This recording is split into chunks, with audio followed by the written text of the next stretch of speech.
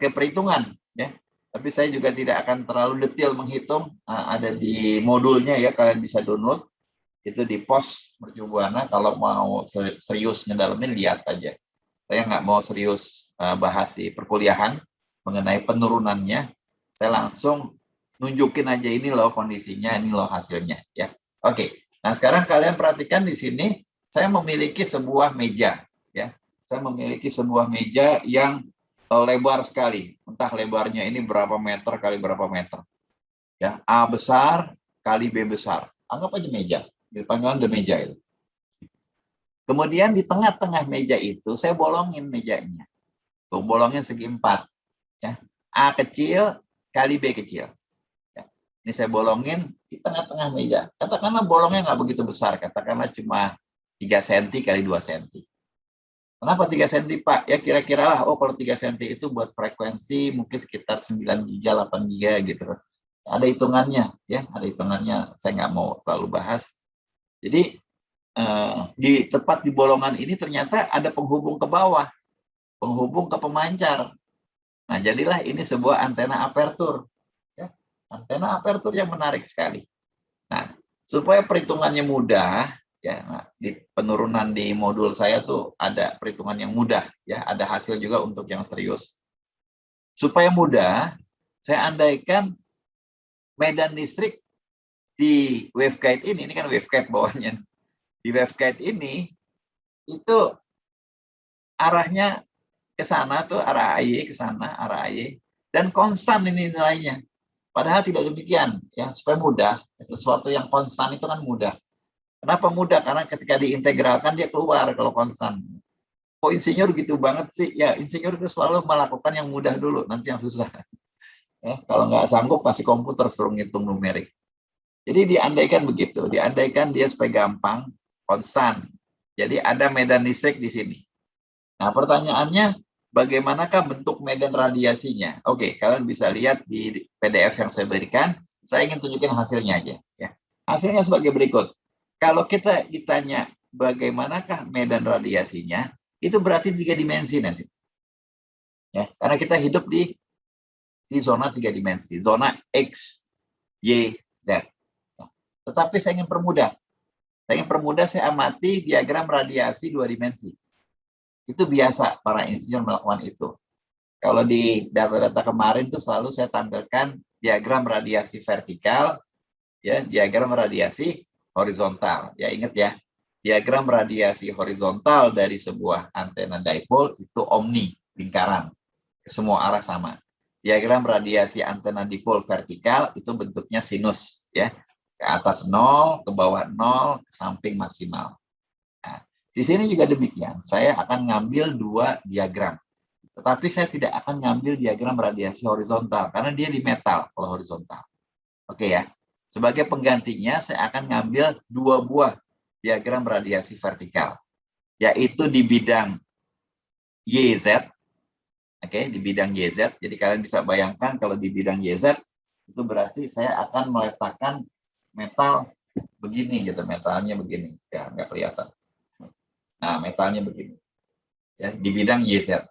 Kemudian di bidang XZ berarti begini.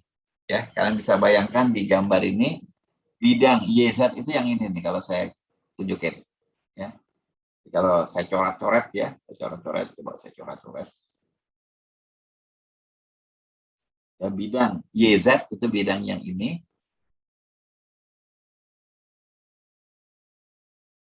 Ya. Atau saya bilangnya di sini bidang YZ itu bidang yang V-nya 90 derajat. Oke. Karena V itu dihitung dari sini. Ini V-nya 0. Ini di sini itu V-nya 90 derajat. Itu kita belajar koordinat koordinat bola ya, atau koordinat silinder sama aja. Ya, jadi akan saya amati, dan saya akan amati bidang vertikal yang satunya yaitu bidang XZ. Maka kalau saya coret-coret pakai warna biru, itu bidang yang ini. Ya, bidang ini nih. Nah, bidang ini ke atas. Sini. Bidang ini ya. Jadi, kita mau lihat nih. Di bidang yang merah, bidang YZ seperti apa, dan di bidang XZ yang biru seperti apa. Kenapa sih bidang itu yang menarik? Karena itu bidang utama. Kenapa sih nggak diambil bidang yang miring begini nih Pak? Ya nggak ada yang peduli, nggak ada yang tertarik, karena terlalu complicated. Kita bidang utamanya bidang YZ yang merah, ya. Bidang YZ yang merah. Kenapa dia menarik? Karena kita ingin melihat pengaruh dari B. Pengaruh dari B. Ini nih, B ini. Ini B ini. Nanti Anda akan lihat B, berapa besar B itu akan mempengaruhi diagram radiasi yang merah. Dan nanti kita akan lihat, kalian akan lihat pengaruh dari yang A. A itu ini nih, A. Panjangnya dia nih, lubangnya ini panjangnya segini, pengaruhnya. Pengaruhnya nanti ke dia. Menarik sekali, karena tugas dari seorang insinyur itu adalah melihat sebab akibat. Ya. Melihat sebab, kalau saya panjangin akibatnya apa? Kalau saya lebarin gimana? Kalau saya tambahin ini itu. Jadi insinyur itu melihat sebab akibat. Nah, sebelum kita bikin, ya kita coret-coret dulu di atas kertas dengan komputer. Ya, nah ini saya singkatkan aja, hasilnya aja saya tunjukkan. Ya, ini diagram radiasi 3 dimensinya gini nih, keren banget ya. Ini 3 dimensinya begitu. Kalian bisa lihat dengan jelas sekali, itu terjadi pemancaran yang direktif ke arah mana? Ke arah atas. Ke arah atas itu maksudnya ke arah Z. Jadi terjadi pemancaran yang direktif ke sana. Itu secara kualitatif. Pancarnya ke sana Pak, ya saya juga tahu gitu. Sama aja kan tadi logika sebuah selang air dibolongin di situ, ya pasti mancarnya ke sana. Nah, pertanyaan terbesarnya adalah secara kuantitatif gimana? Nah, itu yang tadi saya tunjukin. Kita tidak akan mudah melihat gambar ini. Ini gambar yang keren, gambar bagus, tapi kalau kita diminta mengkuantifikasi, menilai, itu nggak kelihatan. Makanya saya coba ambil 2 bidang, ya 2 bidang tadi. Bidang YZ, saya pakai warna merah tadi. Tapi di sini kebalik. Di sini kebalik nggak apa-apa ya. Nah, sekarang saya baliklah supaya sama ini nih. Bidang YZ itu bidang V90 derajat. Ini sengaja digambarkan lagi. Jadi kalian bayangkan nih, kita potong benda ini seperti ini dengan kertas seperti ini kita potong. Ya. Nanti saya akan potong bidang XZ, ya bidang XZ, atau V sama dengan 0 derajat. Ini saya potong seolah-olah dengan kertas sana. Ya. Nah, belajar antena, belajar gelombang elektromagnetik itu kita mesti melihat, berpikir 3 dimensi. Ya. Kalau nggak bisa, rada susah nanti. Jadi kita potong begini, kita potong begini itu. Jadi bersilangan gitu pemotongannya. Ya, jadi saya potong. Nanti kalian akan lihat di sini ya.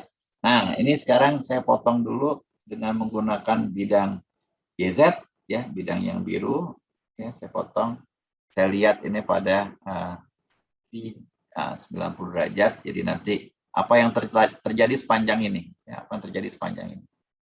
Ini gambarnya, rumusnya. Bisa dilihat detailnya di modul. Ya. Jadi saya tampilkan aja di sini akhirnya. Ternyata di bidang ini, ya di bidang ini, itu medan listriknya itu seperti ini ya. Seperti ini. Nah, sekarang kita terjemahkan seperti ini itu seperti apa. Ini konstanta di depan. Ini konstanta. JK itu konstanta, dikalikan 2, kalikan AB. No. Ini jarak nanti. Ini ada jarak. Ya.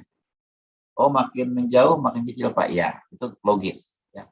1/R. Nah, ini logis, masih logis banget. Sama, semua antena itu kurang lebih segini.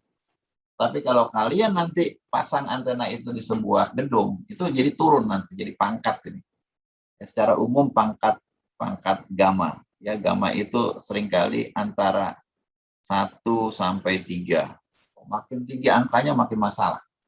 Ya, karena dropnya lebih cepat nanti gelombangnya. Tapi kalau di udara, pangkat 1. Ya, di udara itu pasti 1/R. Kalau, sorry, bukan di udara, di free space, saya bilangnya. Ya. Tidak ada gedung, tidak ada apapun di situ. Nah, yang menarik adalah, dalamnya ini nih. Ini apa sih? Sorry, ini saya gunakan SI ya. Ini sebetulnya, kalau saya tulis SIX, itu sin X per X. Ya, ini fungsi sin X per X maksudnya.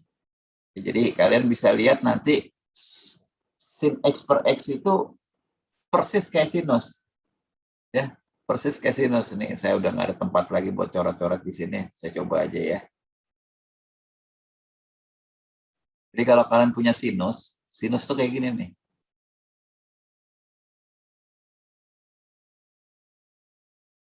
Gitu ya. Sinus kayak begitu. Nah, ini sin X per X. Nah, X itu kayak gimana? Saya coba gambarkan di sini pakai warna biru X. X itu begini.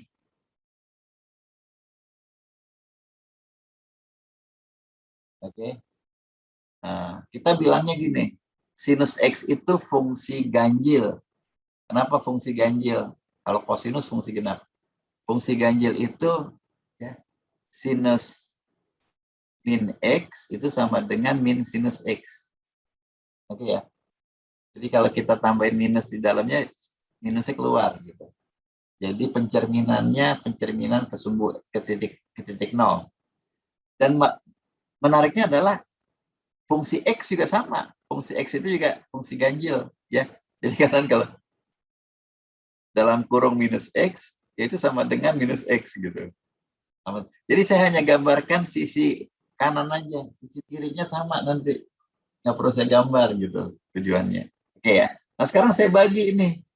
Sekarang saya bagi, tolong kalian lihat, saya bagi merah dibagi biru. Mana tadi kertasnya?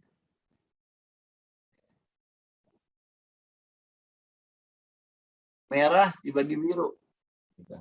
Merah dibagi biru. Dan kalian tahu lah, ini kalau yang merah ini bolak-balik aja. Antara 1 sama -1 bolak-balik aja. Sedangkan yang biru itu makin besar.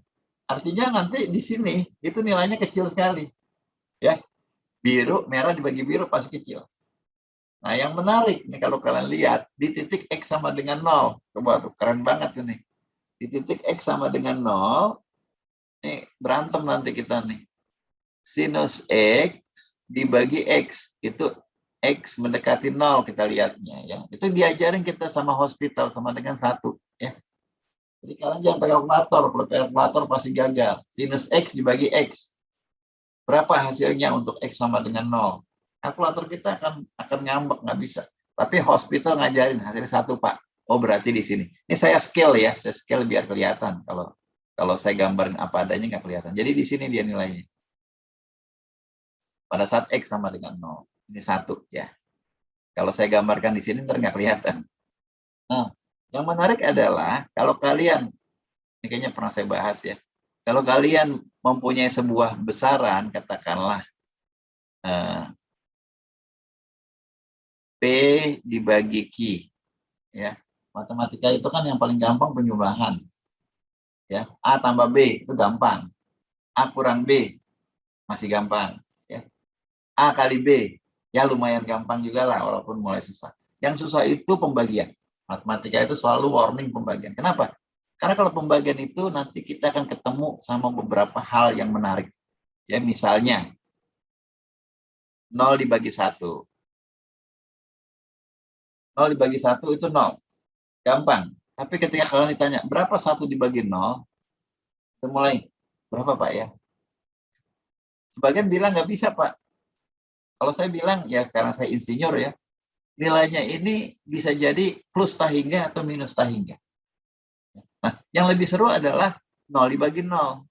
Nah, barusan kita alami itu, 0 dibagi 0. Ini hasilnya, menurut hospital. Nah, sekarang saya akan ketemu dengan yang ini nih. Kapan sinusnya itu 0? Ya. Kapan sinusnya 0? Sinusnya 0 ketika sinus 0. Di sini. Oke? Di sini. Di sini. Nah, Menariknya adalah ketika sinusnya 0 di sini, dan di sini, itu X-nya tidak 0. Berarti sinus X dibagi X hasilnya akan 0. Ya. Jadi gambarnya begini nanti kalau kalian gambarkan.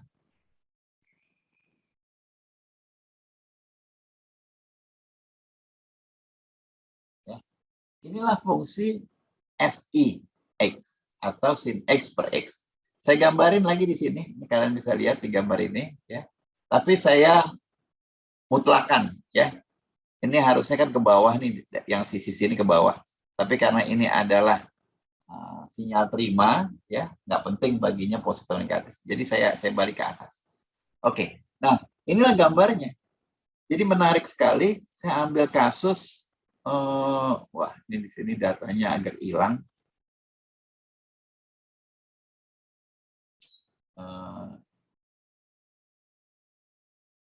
Ini agak hilang datanya nih. Oke, saya agak lupa ini. Kayaknya saya di sini tuh ngasih data. Saya lihat slide sebelumnya. Ya, mungkin di dokumen kalian ada ya. Dokumen kalian ada. Saya kasih data, harusnya di sini saya tampilkan datanya. B itu berapa lambda? Ya. B itu berapa lambda? Mungkin B sama dengan lambda dan coba saya lihat sebentar ya. Saya stop share dulu, mungkin bisa kelihatan di ini saya, dokumen saya. Ya, kalian bisa lihat juga di dokumennya biar kelihatan.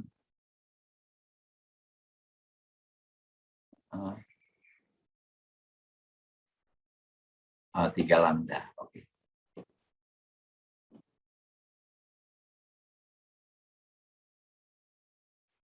Oke. Ya, jadi B sama dengan 3 lambda. A sama dengan 3 lambda. Jadi sama-sama 3 lambda. Kalau mau digambar harus ada angkanya.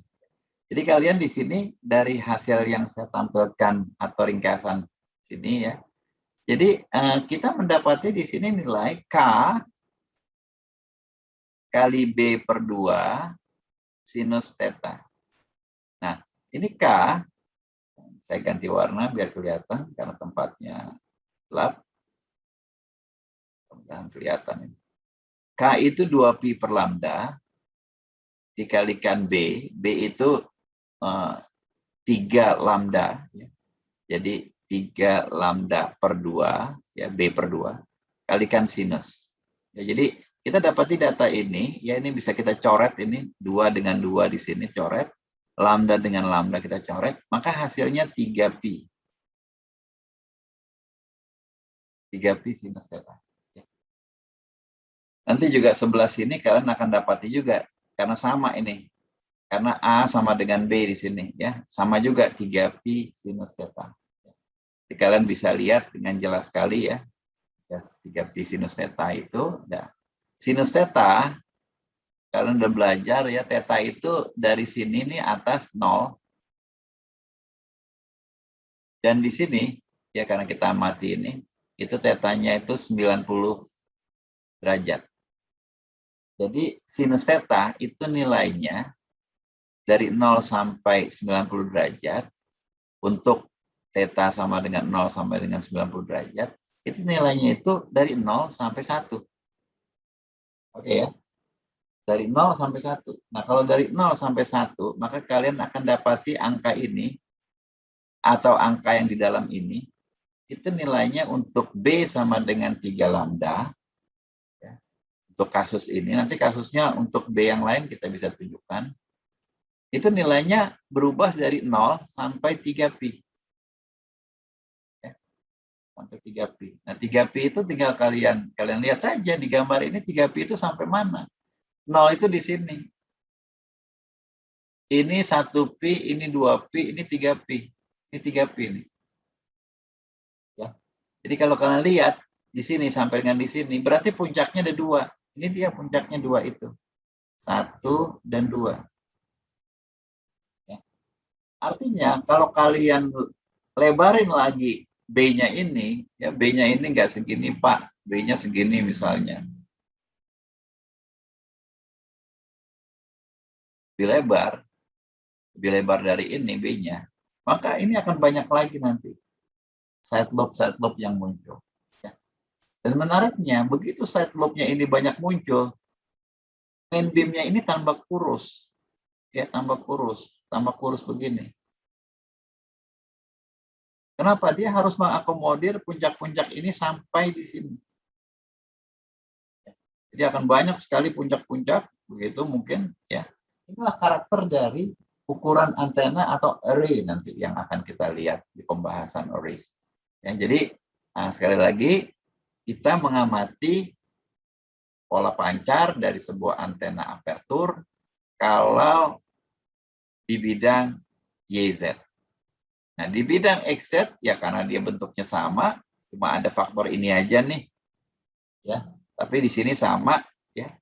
Dan gambarnya di sini sedikit lebih kecil nih, udah saya coret-coret ya. Yang merah itu lebih kecil dari yang biru karena saya kalikan dengan kosinus theta.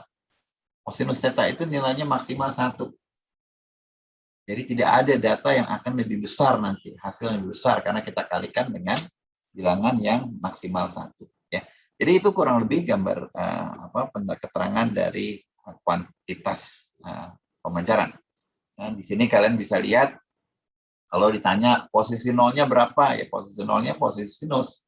Kapan sinus 0? Ya, jadi jelas sekali di sini. Kapan sinus itu 0? Sinus itu 0 ya ketika kelipatan dari ini. Kelipatan dari 0. Ya, N-nya 0, N-nya 1, N-nya 2, N-nya 3. Tapi hati-hati, karena pada saat 0, dia 0/0. Makanya kita buang, tidak di situ, tapi di tempat yang lain.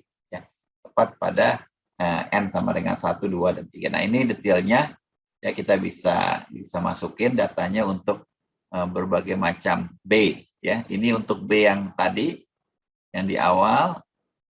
Nah, kalau B-nya kita perkecil gimana? Ya kalau kita perkecil berarti dia nanti lebih sedikit lagi jumlah side lobe-nya. Ya karena kita memperkecil fasa yang ada di dalam SI itu. Nah ini untuk 00 berikutnya bisa kita lanjutkan aja ya. Kemudian beam width-nya gimana untuk ngitung beam width? Nah untuk ngitung beam width kita pakai kesepakatan atau definisi dari beam width. Beam width itu hanya terjadi ketika power kita turun setengah. Ya, jadi definisi dari beam width itu 3 dB. Minus 3 dB. Minus 3 dB ini artinya power drop jadi setengah. Atau medan listrik drop menjadi 1/2. Kenapa 1/2? Ya karena kalau kalian kuadratkan, power itu berbanding lurus dengan E kuadrat. Ya. Kalau kalian kuadratkan, 1/2 ini jadi setengah nanti. Itu jadi setengah. Ya makanya seperti ini. Atau kalau kita mau bulatkan ya, ini sekitar 0,707 ya atau 0,71 lah ya. Kita bulatkan. Nah, kapan SI ini sama dengan 0,707? Kita mesti lihat tabel. Ya, saya di modul juga memberikan tabel karena dia tidak bisa kita hitung pakai kalkulator biasa. Kalkulator biasa itu hanya bisa ngitung sinus inverse ya, arcus sinus. Tapi ketika kita ingin ngitung inverse dari sin X per X nggak bisa. Kebetulan saya belajar MATLAB ya, atau kalian kalau belajar Python atau pakai Excel juga bisa. Bikin aja tabel ya, bikin tabel besar. Ini X-nya, kalau X-nya 0 berapa? Kalau X-nya 0 1. Terus kalau X-nya 0, sekian, X-nya bisa kita bikin. Dan ini kebetulan karena saya hemat tempat, maka saya akurasinya cuma 0,1. Ya. Dan ternyata not too bad. Ya, saya bikin, dan ternyata saya temukan 707 itu ada di sini. Atau tidak ada di tabel. Ya, kalau kalian lihat tabelnya, nggak ketemu 0,707. Tetapi saya insinyur, saya tahu persis 0,707. 0,707 itu kalau digambar itu ada di sini nih. Kurang lebih di sini. Nanti X-nya itu kurang lebih di sini, di 1, sekian. Ya kalau ini kan 1 nih. Ini 2, ya ini 2, ini 2, ini 1. Di 1, sekian. Dan saya tahu ini datanya data yang sifatnya continue. Kalau tabel itu adalah data digital yang saya hasilkan dari MATLAB. Ya, jadi saya tahu persis. Ini antara ini nih ada 0707, 0707. Ya, pasti ada di tempat seperti ini. Nah, makanya saya lakukan interpolasi data. Ini salah satu cara untuk menganalisa data adalah interpolasi. Interpolasi itu kalian punya 2 data, ingin mengambil data di antaranya. Ya, ada juga istilah ekstrapolasi. Ekstrapolasi itu di luar. Ya, kalau ini di dalam interpolasi. Kalau ekstrapolasi itu misalnya kalian punya data ini nih. Kalian mau nebak di sini. Nah, dua cara ini itu dipelajari sekarang di machine learning. Ya, interpolasi, ekstrapolasi, regresi dan sebagainya itu kalian mendapatkan tools seperti itu di teori data analytics atau di machine learning. Oke, saya melakukan interpolasi ya. Silakan dilihat nanti ada dokumen interpolasi seperti apa, saya tidak bahas sekarang. Dan saya dapati X-nya itu sekian. Jadi saya dengan mudah akan mengganti X itu di sini. Ya. Tadi di slide sebelumnya, itu SI dalam kurung K B/2 sinus theta H sama dengan 0,707. Nah, saya ingin ambil berapakah nilai ini sehingga SI-nya 0,707, maka dapat dari tabel tadi, ini dia. Nah, kalau kita udah dapat ini, tinggal kita kotaki aja, kita akan menentukan sudut, ya. Sudutnya ini ya tinggal dihitung aja lah di sini ya. Bahwa sudut ini pasti kita harus pindahkan ya, KB/2 yang pindahkan kemari, kemudian di arcus sinuskan, kemudian kali 2 ya. Sudah pasti demikian ya. Kali 2 karena kiri kanan. Tuh, kalau kalian lihat diagram radiasinya itu kan begini. Ya, kita hanya ambil setengahnya ini aja. Maka kali 2 dengan yang ini. Maka faktor 2 ini muncul karena simetris kali 2 tadi ya. Jadi tidak muncul di sini, tapi munculnya di logika kita, sehingga half power beamwidth-nya itu adalah lambda ya dibagi pi per PB dikalikan 1,391 tadi, arcus sinus kali 2. Nah, sekarang tinggal kita exercise saja, kalau B-nya lambda, kalau B-nya 3 lambda. Ya. Ini cuma matematik biasa aja, tinggal dimasukkan. Menariknya adalah data ini. Ternyata data ini memberikan kita pemahaman yang lebih bahwa kalau saya perbesar cowakannya, maka dia lebih kecil. Ya. Jadi lebar ya, half power beam width, lebar sorotan ya. Beam width. Itu lebih kecil kalau kita perlebar cowakannya. Jadi katakanlah kalau yang untuk atas itu begini pemancarannya ya. Untuk yang atas, kalau untuk yang atas itu yang ini. Untuk yang bawah, saya pakai warna lain. Untuk yang bawah, yang ini, ya mungkin begini dia pemancarannya. Ya, kalau kita lihat ini kurang lebih sepertiganya, ya jauh lebih tipis. Berarti lebih direktif. Ya. Jadi dari contoh ini kalian bisa lihat bahwa variasi dari dimensi yang kita perbesar, maka kita dapatkan antena yang lebih direktif. Nah, ini tabel ya bisa dilihat juga di beberapa buku, ada juga di buku saya. Jadi kurang lebih sama hasilnya kalau kita lihat beberapa datanya ya. Kalau kita lihat beberapa datanya ini half power beamwidth-nya segini, yang itu segini, untuk bidang H segini, untuk bidang H yang ya, jadi ini mode konstan, ini mode yang sebenarnya ya. Jadi ini data yang lebih presisi karena saya menggunakan mode waveguide yang sebenarnya, ini mode yang dipermudah yaitu konstan. Data-data lain kurang lebih sama karena kita tidak terlalu mementingkan detail dari gelombang yang ini ya. Biasanya kita kalau mau merancang antena itu yang kita cari half power beamwidth atau direktivitas, ya kurang lebih lah. Ini bisa kalian hitung. Ini dibandingkan dengan ini sama, cuma ada faktor efisiensi 0,81 ya. Jadi ini ada faktor yang mengkoreksinya ya, dan it's okay. Ini artinya kita harus terima kondisi gainnya lebih kecil dari yang kita harapkan. Sedangkan peredaman juga kurang lebih sama, ini bahkan eksak sama, ini lebih bagus bahkan ya. Lebih bagus itu artinya side lobe-nya lebih kecil dari yang kita harapkan, kita dapatkan di mode konstan. Saya juga tunjukkan di slide berikutnya ini, saya lakukan perhitungan software, ya ini pakai software Whipple, Whipple D, ya. Ini gampang aja, kalau kita udah tahu dimensinya ya tinggal kita modeling. Ya kebetulan Whipple D ini agak beda dengan 1-2 software yang kita kenal lainnya, HFSS misalnya. Dia kita masukin one by one gitu katakanlah. Kalau kita ingin bikin metal belakang, kita harus masukin titik-titiknya ini. 1, 2, 3, 4 titik baru kita define sebagai metal. Ya. Singkat cerita, saya memiliki sejumlah metal ya, dan saya taruh di sini feeding ya, tadi yang warna merah sekarang saya jadikan biru feeding. Di sini nggak kelihatan karena saya tampilkan dalam bentuk dalam bentuk tertutup gini, tidak jaring. Dan kebetulan saya setting ya, contoh aja ini. Contoh aja A-nya ini 34,8 mm ya, 3,5 cm, dan B-nya sekitar 15,2. Jadi kalian belajar di sini dari teori waveguide ya. Teori waveguide itu untuk fundamental mode yang dilihat yang ini. Ya, yang dilihat yang A, yang besar. Ya. Apa yang terjadi kalau kalian taruh antenanya begini? Ya, itu berarti kalian tidurkan. Pokoknya A itu yang besar. Ini A.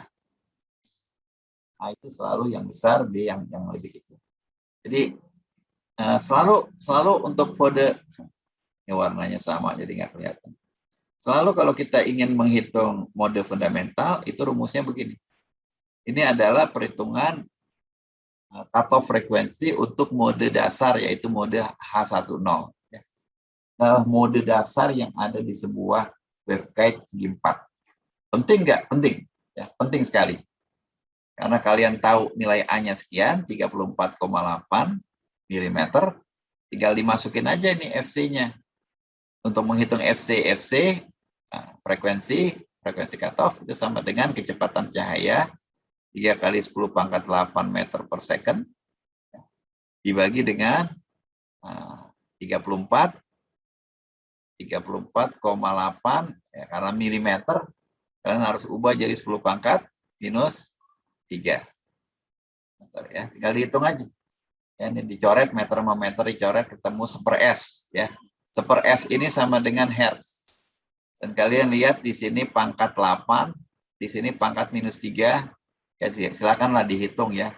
Ini jadi 300 ya, ini jadi giga ya, jadi 300 dibagi 34,8 GHz ya, tinggal dibagi aja, 300 dibagi 34,8 hasilnya 4,3103 ya. Jadi kalian dapetin nilainya. Kalau ukuran antena saya ini hanya 34,8 mili, 34,8 mili itu kalian bisa ginikan ya, kurang lebih 3,5 mili, nggak terlalu besar. Ternyata frekuensi cutoff-nya dia itu 4,3. Apa artinya? Kan gitu pertanyaan berikutnya dari seorang insinyur. Udah saya hitung capek-capek nih Pak, artinya apa gitu? Apa makna ini 4,3103? Artinya kalau kalian ingin menggunakan antena ini, jangan gunakan untuk sinyal yang frekuensinya lebih kecil dari ini. Ya. Untuk WiFi bisa nggak Pak? WiFi kan frekuensinya 2,45 giga. No. Nah, ya. Tidak. Karena dia frekuensinya under cut off. Under cut off itu artinya tidak bisa jalan. Kalau kalian lewatkan nih, kalian kirim, jadi kalian connect ke sebuah access point ya. Kalian punya access point gitu, yang biasanya antenanya begitu tuh, kalian copot, kalian connect. Nggak jalan, belum bangun. Terus kalau saya mau pakai, saya pengen kirim sinyal 2,45, gimana Pak caranya? Gedein A-nya. Ya, kalian perbesar A-nya. Kalau kalian perbesar A-nya 2 kali lipat, 2 kali lipat itu berarti sekitar 69 ya, 69,6 mili. Kalian 2 kali lipatkan, kalau kalian 2 kali lipatkan karena dibagi, berarti nilai ini menjadi setengahnya. Ya. Kalau A-nya menjadi 2 kali lipat, A 2 kali lipat, maka FC menjadi setengahnya. Ya. Karena dibagi. Kalau FC setengahnya, kalian akan dapati nanti FC-nya itu 2,15 sekian. Bisa ini. Antena ini digunakan buat antena Wi-Fi. Ya, jadi kurang lebih begitu. Nah, ini udah terlanjur saya rancang buat 34,8 mm. Saya udah terlanjur rancang itu, saya udah bikin, saya udah simulasikan ya. Udah saya masukin, saya enter, jalan, hitung gitu. Saya perintahkan ke komputer saya pakai software Whipple, hitung. Ternyata dia hasilkan gambar seperti ini ya. Dia hasilkan gambar, ini gambar apa nih? Kebetulan yang saya gambarkan itu adalah S11 ya. Jadi kalau kalian lihat gambar ya, lihat kurva, kalian lihat sumbu horizontalnya apa, sumbu vertikalnya apa. Oke. Nah, sumbu vertikalnya ini kebetulan di sini S11. S11 itu artinya faktor refleksi. Faktor refleksi. Tolong hati-hati kalian jangan bicara yang lain, jangan bicara return loss, ya, jangan bicara VSWR, jangan, lupakan dulu lah itu. Menurut saya nggak penting. Faktor refleksi aja. Faktor refleksi, ya. Jadi faktor refleksinya itu diberikan di gambar ini dan ditambahi dengan bahwa dia dalam desibel. Berarti kalian nanti tarik garis nih di sekitar -10. Anggap aja di -10 ya. Di -10, ini garis demarkasi kita nih. -10 dB line. Kalau di atas ini antenanya jelek, di bawah ini antenanya bagus. Ya, oke. Nah sekarang sumbu horizontalnya apa nih? Sumbu horizontalnya ini nggak tertulis di sini, tapi saya bisa tebak karena satuannya giga. Itu frekuensi. Jadi kita nih kalau pakai simulasi, pakai komputer, itu kita seolah-olah kita bikin bendanya di lapangan, di lab. Tapi ini numerik gitu. Ini software. Ya, itulah the power of software. Software itu seperti vision kita, seperti bayang-bayang kita. Nanti kalau kita bikin kayak gini. Makanya seringkali software itu kita bilang sebagai numerical experiment.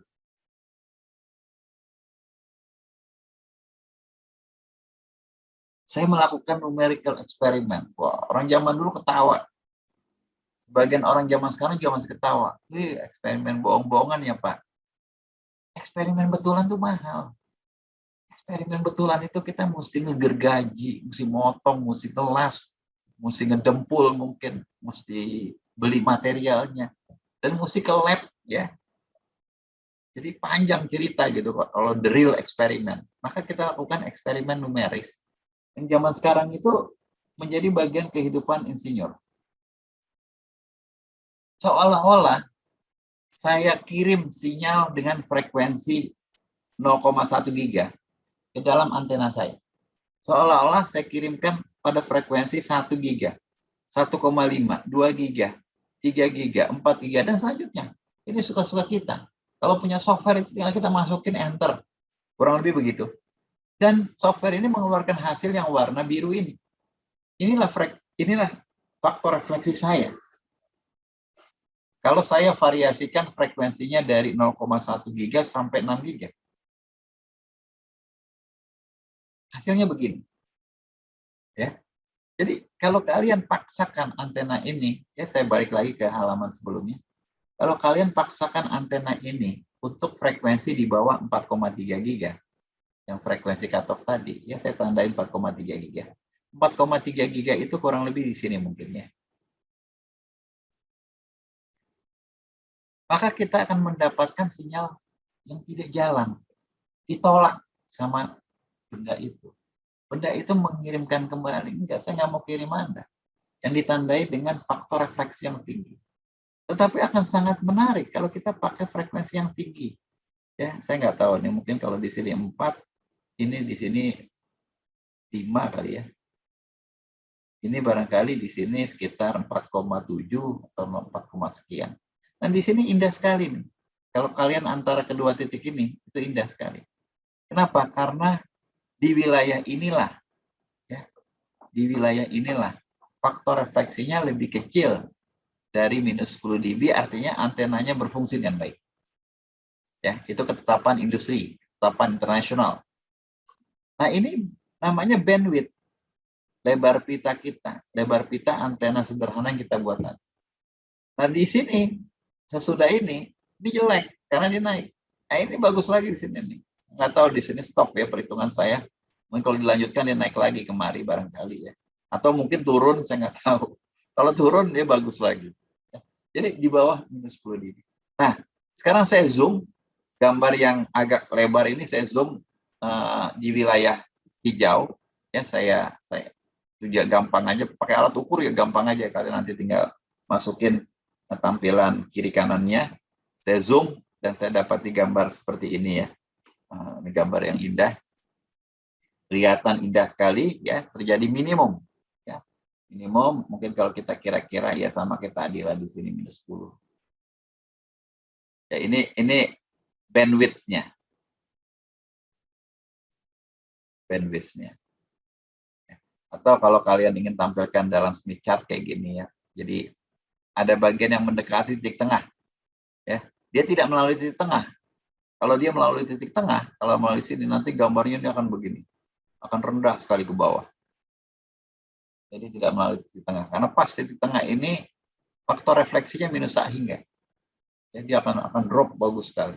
Ya, ini cara penggambaran faktor refleksi dengan cara macam-macam. Dan di samping faktor refleksi juga saya dengan bantuan Whipple menghitung diagram radiasi, dan terlihat di sini diagram radiasinya barangkali nggak terlalu bagus, gennya nggak terlalu besar, sorry bukan nggak terlalu bagus, nggak terlalu besar. Itu gennya hanya sekitar 5,5 ya, 5,5 dBi. Ya, kalau mau diperbesar ya ada cara lain yang nanti habis ini saya ceritakan. Jadi terlihat indah sekali. Ini juga sifatnya, saya nggak tahu nih, ini apa diagram radiasi horizontal atau vertikal, saya nggak tahu. Tapi yang jelas di sini terjadi simetri ya.